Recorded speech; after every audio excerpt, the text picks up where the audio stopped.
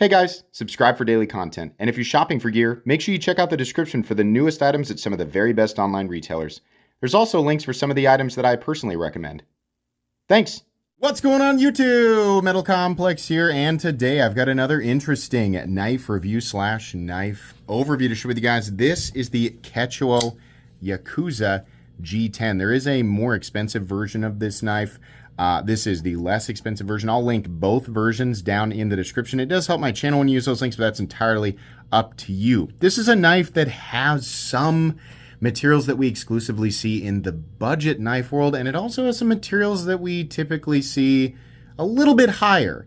I'm going to give you guys my thoughts on it. We'll do the review, and then you can tell me what you think if you want to down in the description. But this is kind of an awkwardly placed knife, and it's also a pretty cool knife. It's got some elements that I really like aesthetically and functionally. Thanks to my patrons for supporting me. Please make sure to follow me on Instagram at metal_complex, and make sure your notifications are turned on for my channel. Overall length of the Yakuza, I'm not really sure exactly how to pronounce it, 7.75 inches. This knife does handle and carry like a full size, like an 8-inch plus knife. And the reason is the presence of it is just larger than a knife that's typically under 8 inches, if that makes sense. The blade length is about 3.35. Cutting edge is coming in at about 3.25. How about some size comparisons? Any custom scales you find in this section can be found down in the description under Original Goat and Others.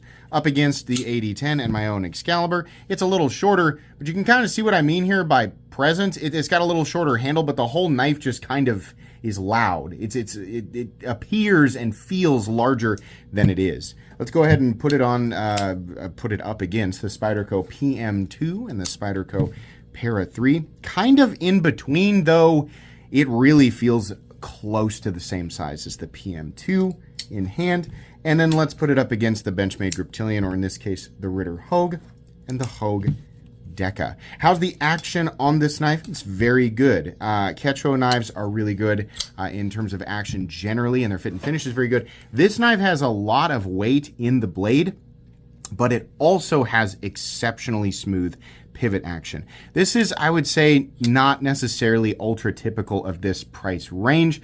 Usually I can feel the movement of all the bearings on the inside, and really it's just the pressure from the detent ball on the lock bar. Outside of that, I would say the pivot action is exceptional. You can see here the combination of those two things allows it to have a very controlled fall shut action that also feels smooth. It's not a lumpy, gritty, bumpy action, which is acceptable kind of at you know, a lower price point. But to put it to make a fair comparison here, an accurate comparison, this feels a step up from bearing action that you might experience from Civivi, for example. Also, the access point, like to the opening hole here, is really, really good. It's very easy to do the reverse flick. You can also use the hole to flick it out. You can also use these thumb ledge things. The angles here, despite me screwing that one up, are actually pretty good, and you can also do the reverse flick using the meat of your thumb or your fingernail or whatever. It kind of allows you to deploy it how you want, and then there's also a front flipper, though I don't like that as much. I'm not really a front flipper guy, but it just feels very organic to manipulate. Also, access to the lock bar is very, very good.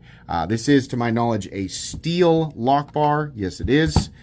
So that's very, very nice, very easy to manipulate, very organic. Let's do carry profile. Thickness up against the Spyderco Para 3. You can see here it's a little bit thicker, not much, but we do have contouring going on here. Length and height up against the PM2 and Para 3. You can see what I mean here when I say it feels a lot like the PM2. It's definitely bigger and bulkier than the Para 3, and it's close to the same overall length as the PM2, and it's fairly tall as well. In the pocket, it definitely is, it feels like a larger size knife. Let's go ahead and measure blade stock thickness while I've got the calipers in eyesight here. That way we don't lose them and have to cut the video to look for them like I usually do. Blade stock thickness is 139 thousandths, so little thicker than the medium or the median. Not bad. For materials, we are looking at G10 carbon fiber up here all the way through, it looks like, unless there is some sort of connection that I'm not seeing. This looks like a solid piece of carbon fiber that just transitions into G10. So a little bit of carbon fiber. This pocket clip is titanium. The backspacer is steel. The pocket clip can be reversed over to the other side. And then we have 14C28N for the blade. So kind of an odd combination of materials, and then your execution is a little bit better than what we typically see at the budget end, so it kind of places it awkwardly. I think you guys can probably see where I'm going with this, but we'll proceed. The weight on this guy, 4.9 ounces. No surprise there, given how big the blade is, and the backspacer being pretty large and steel for sure. The balance of the knife, though, is right. I was going to say right behind the pivot. It's actually back just a little bit, but it feels really balanced in the standard grip. Let's go ahead and do a hardware check. I'll get out my tools. As per usual, my tools are very inexpensive and very recommendable. You can find them right down in the section of my description that talks about the tools I use on this channel. I believe that that's a T8. I was just outside and the light in here is causing me, it's like my eyes haven't perfectly adjusted to the light in here, which isn't nearly as intense. We have a, well, for a second I thought there's no way you went smaller than that. We have a T8 pivot, and then we have a whole bunch of, well, not a whole bunch. We have a few T6 screws, but the no, that's not right. I was about to say those are T8. They're all T6. Wish they were T8 because there's a lot of them, but they're T6. It's not a deal breaker. It's just a lot of additional hardware that's required to like take the knife apart if you want to. Far from impossible. If you have the right tools for the job, you should be good to go. Okay, we've weighed it. We have done the blade stock thickness. We've done the hardware check. Let's move on into the meat and potatoes. Something about the curvature of this knife and this big, robust, compound tanto with the thick flat. It's just a really, really aggressive looking blade. It does get pretty darn thin down behind the edge here. I'll let you guys take a look at that plunge grind there, but it does get pretty thin. And then this is a lot of material out here. So a very durable tip, and then nice and thin down here. It is straight, so there's not really like slicing belly. It will cut. This isn't going to be the most optimal slicer, and it's also not going to be the friendliest thing to touch up and resharpen, given that you have two separate edges, but far from impossible. Sometimes, a knife like this, there's a benefit in having some extra strength out at the tip and a really nice thin slicing edge. I kind of wish that we had, in terms of functionality, I wish that we had just continuous curvature here, but I'll admit it would have taken away from the cool factor of the blade a little bit. It does look good. I feel like all the lines kind of flow into each other. The curvature of the handle, which is, the blade is perfectly straight, and then we have this handle curvature here that really fits nicely in the hand. It's a really comfortable knife in the pocket clip. A little bit stiff, but not bad. Honestly, there's no hot spot or anything like that. The choke up spot is really complementary to the thumb position up here on the jimping. It feels really, really good. It's just a nice, good feeling tool. There's not a lot not a lot of an indicator if you're not looking of like, oh, you're about to run up on the cutting edge. So you need to pay attention to that a little bit. In the standard grip though, you're good. And there's a nice little lock-in zone right here. So not really any billboarding except for on the pivot. And then does it even say 14C28N somewhere? There we go. Right there, which they've hidden it behind the blade. That's pretty cool. I think if you really did not like these for whatever reason, you can take it off, though it's not in the cutting path. It just barely clears, if not just like a nick of it right there, just barely clears the cutting path. On disengagement, it does fall down to your thumb on an unsharpened portion of the blade, so that's nice. They thought of all that. It's not necessarily a knife that has a completely unique or original aesthetic, but it does look cool, and it's a nice combination of materials. You can get it a few different colors, things like that. We have a filler tab back here, which you can remove, and you can switch the pocket clip over. It does say Ketuo on the pocket clip. That's it. Got some cool, just a little bit of milling here on the backspacer, a little sort of fuller right there, a little bit of jimping, sticks up a little bit, and you have access to a little lanyard hole there. It's kind of a cool designing. Like you can see here, the effort involved with this knife is more than, again, what we typically see at least sub 75. I think some knives hovering around $100, which again, this is a weird area. This is a tough area, in my opinion, where this is priced. Like it's more than a budget knife, but it's not quite a premium knife.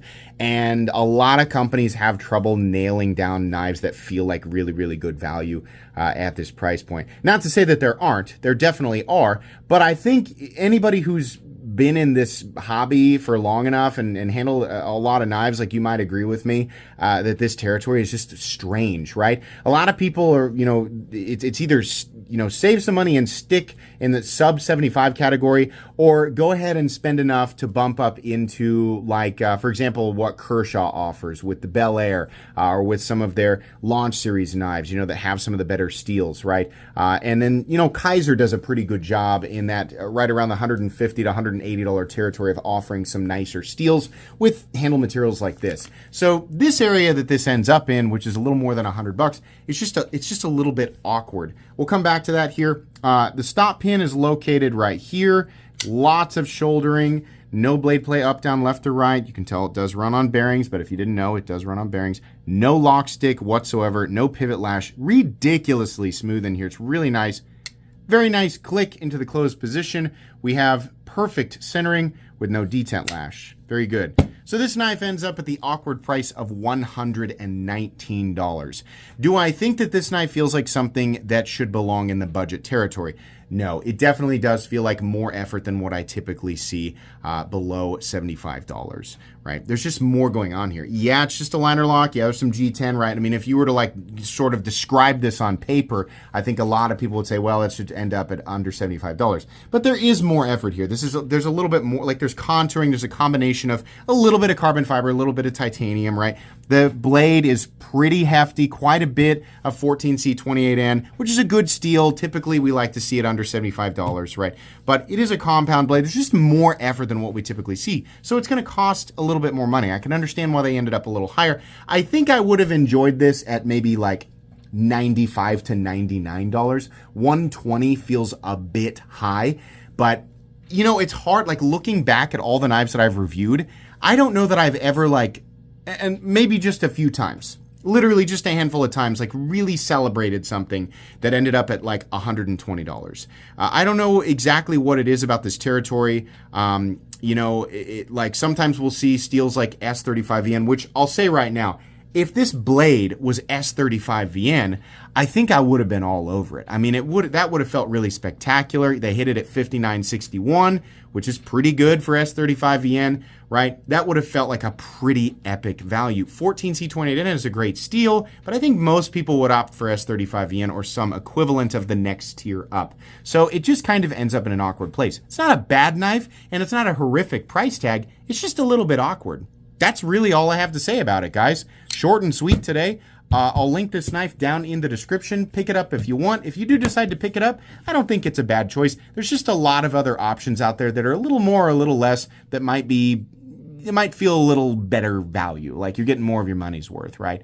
But anyways, thanks so much. Please make sure to follow me on Instagram at metal_complex. If you enjoyed this video, leave a like. If you'd like to check out my other content, I do, of course, have lots of videos of knives that are either expensive or inexpensive that I do or don't like, so check those out. And if you enjoy all my content, go ahead and click on that Metal Complex logo right there and subscribe because there's definitely more coming. Thanks again for watching, everybody, and have a great day.